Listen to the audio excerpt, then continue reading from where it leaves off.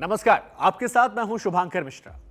एक महत्वपूर्ण सवाल आप लोगों से, क्या कभी आपने ये सोचा कि कोरोना की दोनों डोज वैक्सीन लगवाने के बावजूद भी कोरोना हो सकता है?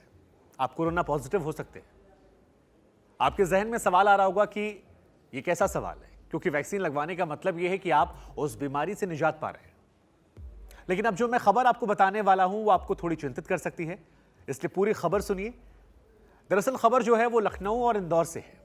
लखनऊ के केजीएमयू में 40 डॉक्टर और कुलपति कोरोना पॉजिटिव पाए गए, वहीं इंदौर में 20 लोग कोरोना पॉजिटिव पाए गए। और इन दोनों खबरों में समानता यह है कि इन लोगों ने कोरोना की वैक्सीन की दोनों डोज लगवा रखी थी। इन दोनों डोज को लगवाने के बावजूद ये कोविड-19 का शिकार हुए हैं, यानी एक बार फिर से पॉजिटिव हो गए। अब इस खबर के बाद कई तरह के सवाल जो हैं वो हर किसी के जहन में आने लगे। मसलन, क्या कोविड वैक्सीन लगवाने के बावजूद हम सुरक्षित नहीं हैं? अगर सुरक्षित हैं तो फिर ये कोरोना केसेस सामने क्यों आए? क्या वजह हो सकती है कि कोविड की दोनों वैक्सीन लेने के बावजूद हम संक्रमित हो गए? ऐसे कई सारे आपके सवाल आपके जहन में होंगे। इन सवालों के जवाब भी मैं आपको दूंगा। एक बड़ी बात यह है कि कोविड-19 की जब आप वैक्सीन लगवाते हैं दोनों डोज, तो उसके बाद आपको कई तरह के एहतियात बरतने होते हैं, और अगर उन एहतियात को आप नहीं बरतते हैं तो फिर आप कोरोना का शिकार फिर से हो सकते हैं। आपकी इम्यूनिटी कमजोर हो सकती है और उसके बाद कोरोना आपको एक बार फिर से अपनी चपेट में ले सकता है। उन एहतियात का आपको पालन करना होता है, जिसमें कई सारी चीजें होती हैं। उस पर चर्चा कभी हम और करेंगे।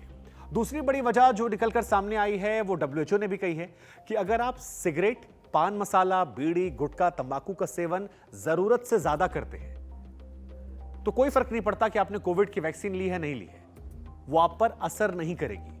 और ऐसा इसलिए क्योंकि ये तमाम चीजें सीधे आपके फेफड़ों पर असर करते हैं और आपके लंग्स कमजोर हो जाते हैं, जिस वजह से वो तमाम व्यक्ति जो सिगरेट, पान मसाला, बीड़ी, गुटखा, तंबाकू इन चीजों का सेवन करते हैं उन पर कोविड पॉजिटिव होने का खतरा लगातार बरकरार रहता है। इसलिए अगर आप या आपके आसपास कोई ऐसा व्यक्ति है जो इन चीजों का सेवन ज्यादा करता है तो उससे आप कह दीजिए कि अगर जिंदगी से प्यार है, क्योंकि ये चीजें वैसे भी आपको नुकसानदायक होती हैं, लेकिन कोरोना महामारी के दौर में ये आप पर और ज्यादा घातक हो सकती हैं और आपकी जिंदगी को ये खत्म कर सकती हैं, आपको आपके अपनों से दूर कर सकती हैं।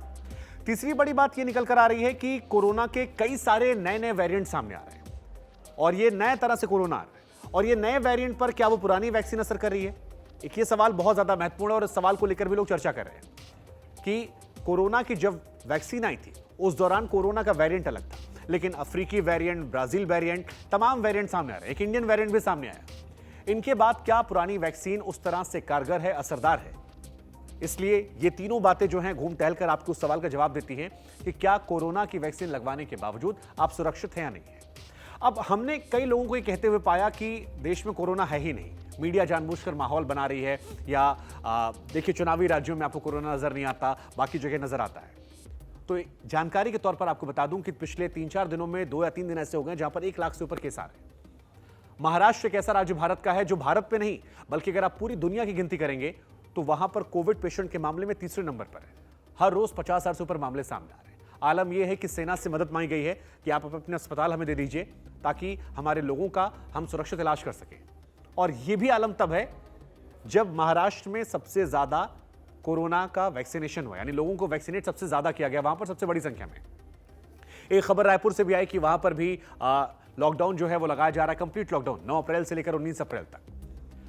अब आप कह रहे होंगे कि कई राज्य ऐसे हैं, सियासी तौर पर आपके जहन में सवाल आ रहा होगा, तो उन सवालों का जवाब यह कि जब आप टेस्टिंग कम करेंगे तो आपके पास शायद केसेस कम आ सकते हैं, लेकिन जिन जिन राज्यों ने टेस्टिंग बढ़ाई है वहां कोविड के पेशेंट बहुत ज्यादा निकल कर आ रहे हैं।